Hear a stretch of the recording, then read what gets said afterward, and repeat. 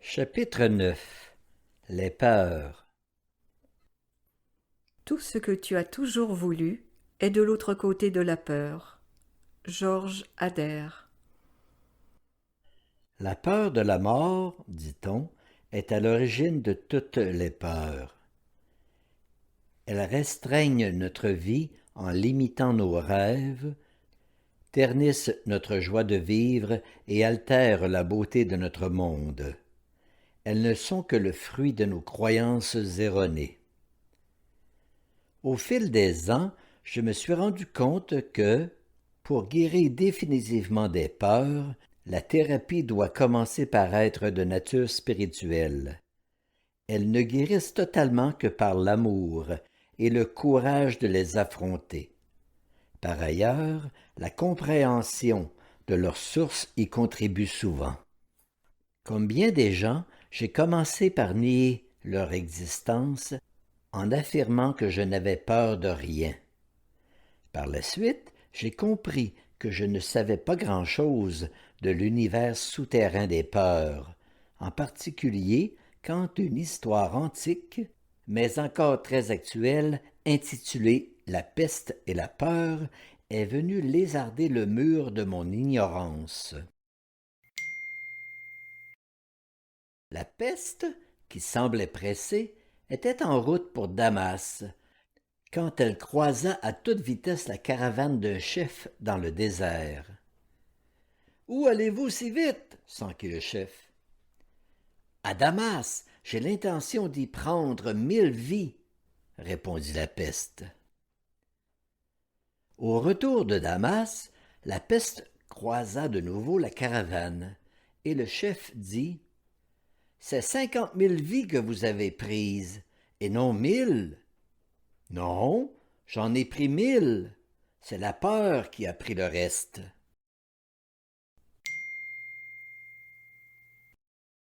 En revenant sur mon passé onirique, j'ai remarqué que mon guide m'avait fait travailler sur mes peurs en les revêtant de plusieurs déguisements, mais surtout sous la forme d'ours ou de lion blanc.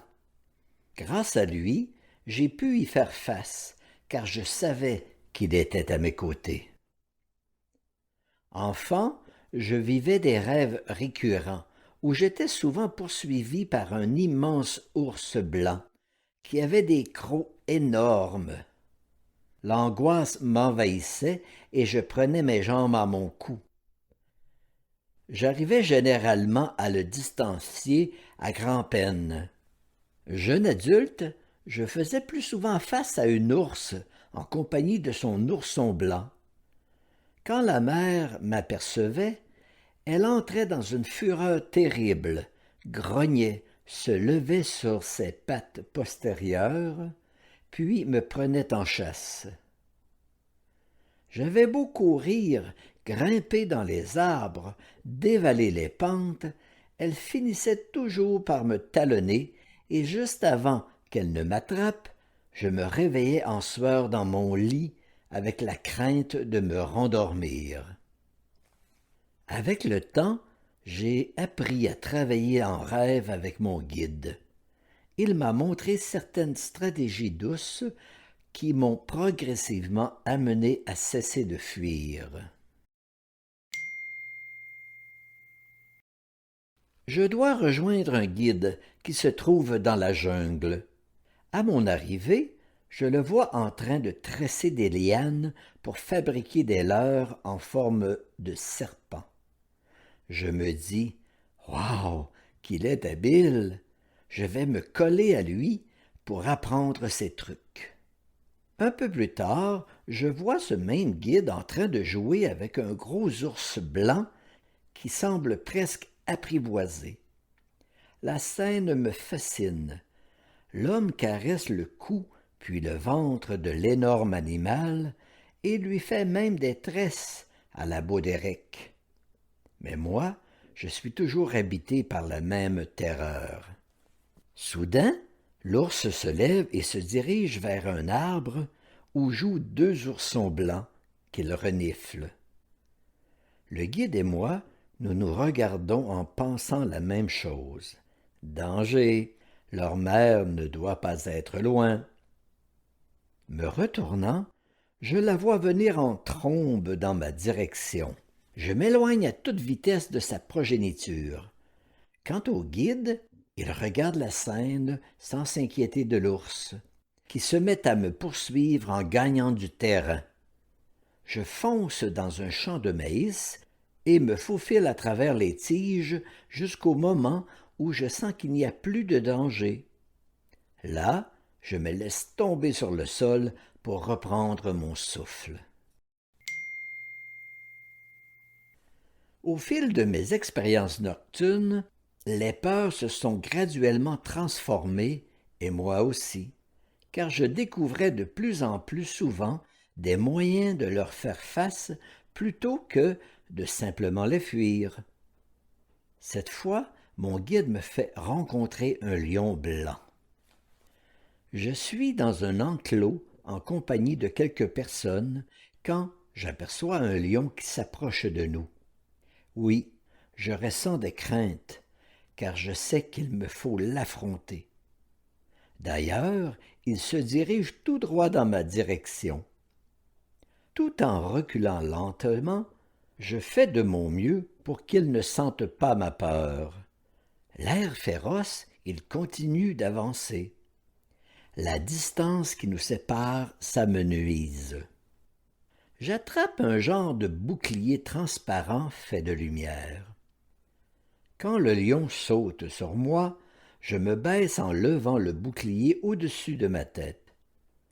Il atterrit sur mon arme défensive et glisse par-dessus moi. La responsable du zoo, qui est psychologue, ne fait que regarder la scène sans me venir en aide. Je ne comprends pas pourquoi elle n'intervient pas. Elle se contente de répéter « N'aie pas peur, ne panique pas, n'aie pas peur », tout en se dirigeant furtivement vers la sortie. Le lion, lui, semble y prendre plaisir. Il m'attaque à nouveau, grimpe sur le bouclier de lumière et se laisse glisser de l'autre côté. Moi, je le trouve plutôt lourd, il m'écrase. C'est alors qu'une personne intervient. Elle s'interpose entre le lion et moi et dit d'une voix forte « Stop, c'est assez, va-t'en !» Le lion s'arrête, me regarde, puis s'en va. Très heureux de la tournure des choses, je remercie l'intervenante de son aide. Avec le temps, ma conscience des rêves s'est éveillée. J'ai compris que, même si je ne les voyais pas toujours, mes guides me protégeaient. Non pas en faisant disparaître l'objet de mes peurs, mais en me permettant de les affronter en fonction de mes capacités.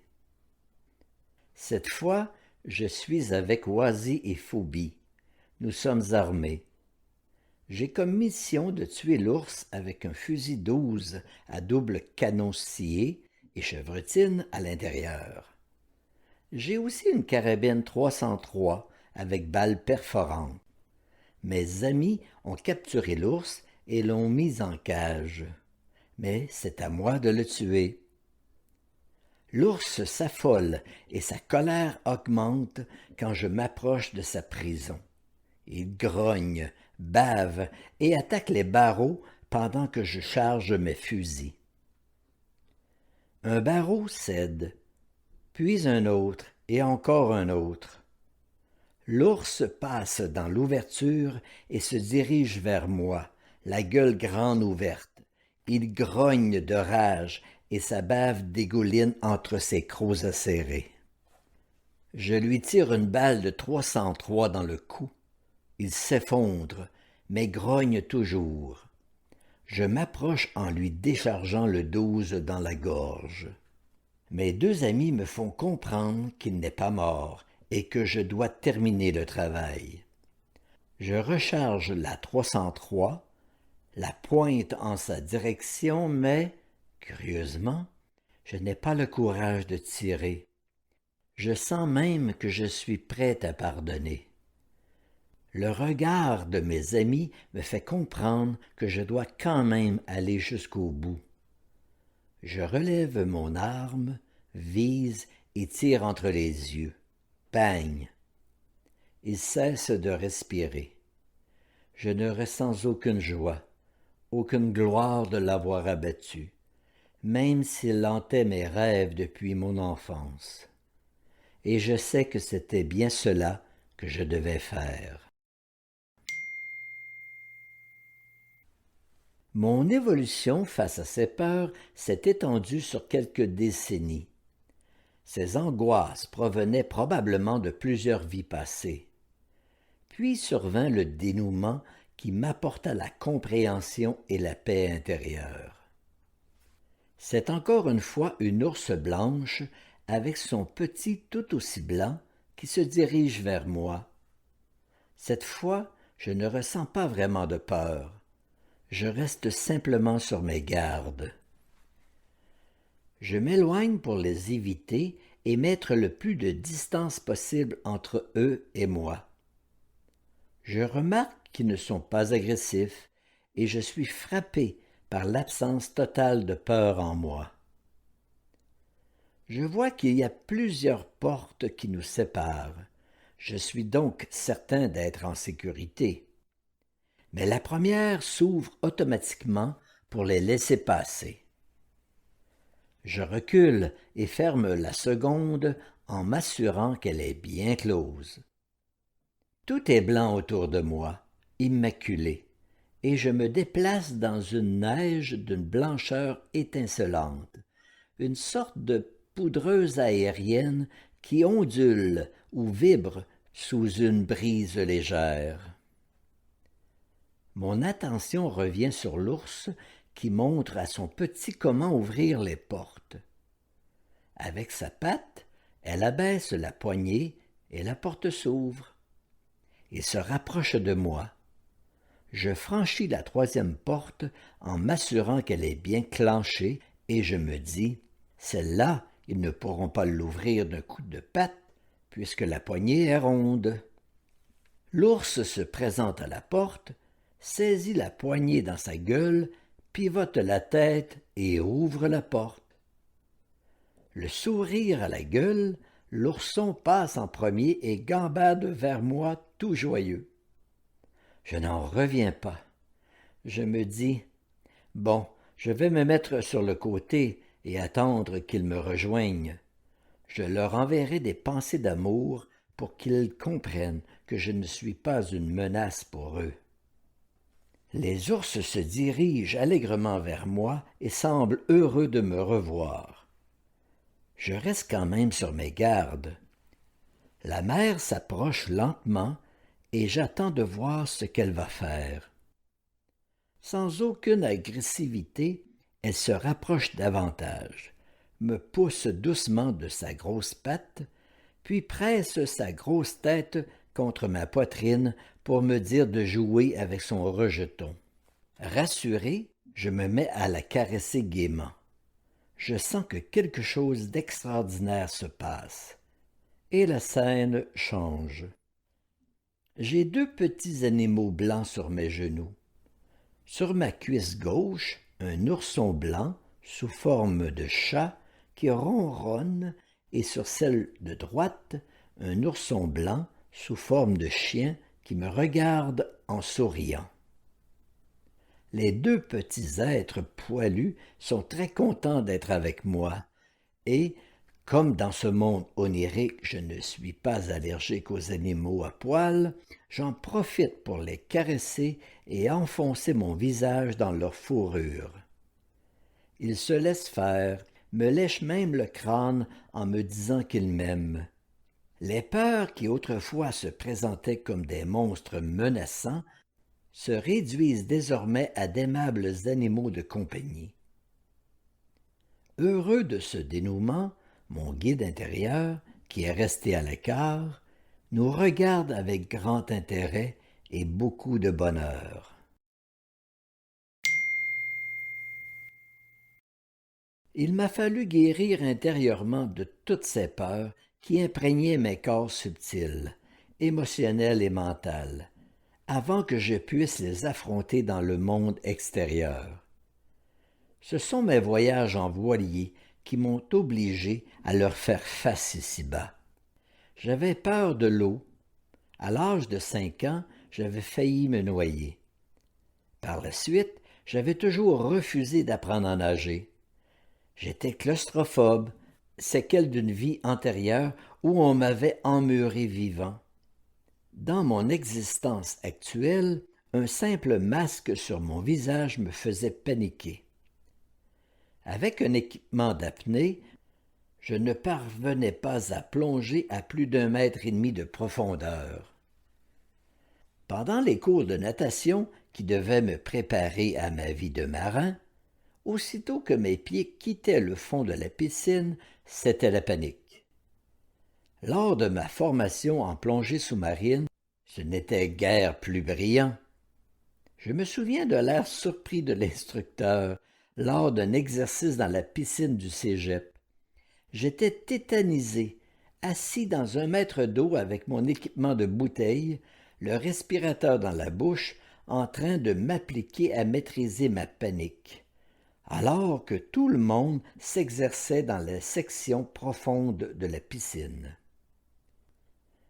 Malgré les multiples guérisons intérieures dont j'ai bénéficié, j'ai dû faire bien des efforts pour triompher des peurs dans ma vie extérieure. Non pas pour les vaincre, mais pour les apprivoiser, car aujourd'hui encore, je dois rester vigilant, les avoir à l'œil et réagir dès qu'elles pointent le bout de leur nez. Mais elles ne sont pas négatives pour autant, car elles ont un rôle à jouer dans notre vie, ne serait-ce que pour exercer notre courage. Quand vous surmontez la peur de la mort, plus rien ne peut vous arrêter dans la vie. Harold Klemp.